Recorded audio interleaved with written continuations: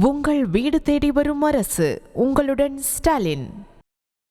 நாமக்கல் மாவட்டம் புதுச்சத்திரம் அருகே தனியார் பள்ளி பேருந்தை அதிவேகமாக ஓட்டிய ஓட்டுநர் அடித்து கொல்லப்பட்டதாக கூறப்படும் நிலையில் குற்றவாளிகளை கைது செய்ய வலியுறுத்தி அவரது உறவினர்கள் சாலை மறியல் போராட்டத்தில் ஈடுபட்டிருக்கிறார்கள். இது தொடர்பான கூடுதல் தகவல்களோடு இணைகிறார் செய்தியாளர் சதீஷ். அவரிடம் பேசலாம். வணக்கம் சதீஷ். உறவினர்கள் என்னென்ன கோரிக்கைகளை வலியுறுத்தி இந்த போராட்டத்தை முன்வைத்திருக்கிறார்கள்? விவரம். வணக்கம். தனியார் பள்ளி பேருந்தை அதிகமாக இயக்கக்கூடிய தனியார் பள்ளி ஓட்டுநர் விஜயை அடித்து தற்போது கொலை செய்யணும்னா புதுச்சேரி போலீசார் விசாரணை மேற்கொண்டு தற்போது சாலை மறியல் ஏற்படுதா அந்த பகுதியில் பரபரப்பு ஏற்படுத்துள்ளது. நாமக்கல் மாவட்டம் புதுச்சேரி அடுத்த ஏலூர் பகுதியில் பள்ளி குழந்தை ஏற்றி சென்ற தனியார் பள்ளி பேருந்து ஓட்டுநர் விஜய் என்பவரை அதிவேகமாக இயக்குவதாக கூறி பகுதியை சேர்ந்த ஒருத்தர் நிறுத்தி அடித்ததாக கூறப்படும் நிலையில் சம்பவத்திலே பலியான அதிர்ச்சி சம்பவம் தற்போது அரங்கேறி உள்ளது. தனியார் பள்ளி ஓட்டுநர் விஜய் வழக்கம் போல் பேருந்து இயக்கிக் கொண்டு பள்ளிக்கு சென்ற நிலையில் பள்ளி வாகனத்தை வேகமாக இயக்கியதாக புதிய பகுதியை சேர்ந்த நபர் ஒரு தடுத்து நிறுத்தி தகராறு செய்து அடித்ததாகவும் கூறப்படுகிறது.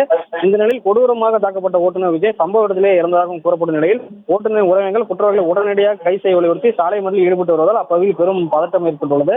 சம்பவம் குறித்து நாமக்கல் காவல் கண்காணிப்பாளர் விஜயகுமார் சம்பவ இடத்துக்கு விரைந்து சென்று சாலை மறியலில் ஈடுபட்டவர்களுடன் பேச்சுவார்த்தையில் ஈடுபட்டு வருகிறார்.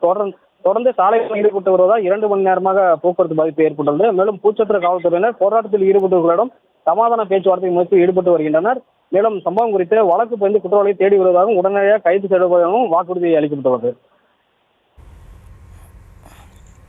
விவரங்களுக்கு நன்றி சதீஷ். உங்கள் வீடு தேடி வரும் அரசு. உங்களுடன் ஸ்டாலின்.